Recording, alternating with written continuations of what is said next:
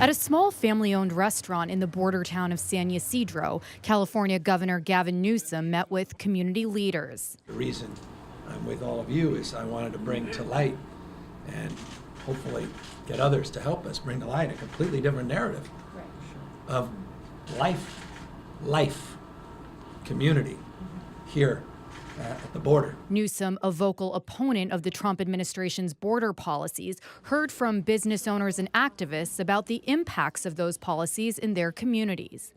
Edgar Alamis, who owns the restaurant Newsom visited, says he lost business and customers when the border shut down in December. I definitely know that there's a lot of people that when they close the border in December that just wouldn't leave their house.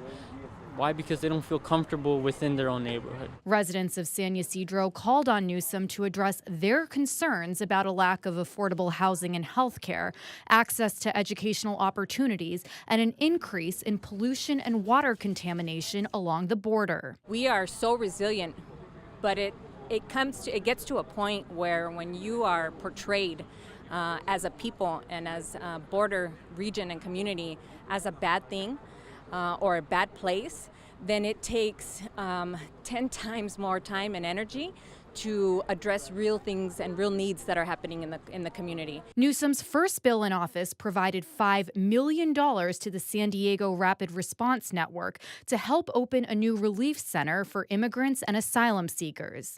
He also addressed the recent NBC San Diego investigation that uncovered that the U.S. government was tracking journalists and immigration activists in a secret database. I mean, the irony of that shouldn't be lost on anyone, that we have better data collection against journalists than we do children and parents. That's right. You can't make that up. I mean, you heard the testimony yesterday, and apparently we don't collect data on children separation, and yet the courts have to do it. And we found out 471 parents have been removed from their children, and yet we have deep data collection on all of you. That's America in 2019. It's a disgrace. Members of the roundtable say they hope more politicians will take the time to visit their community to learn about the border. Priya Sridhar, KPBS News.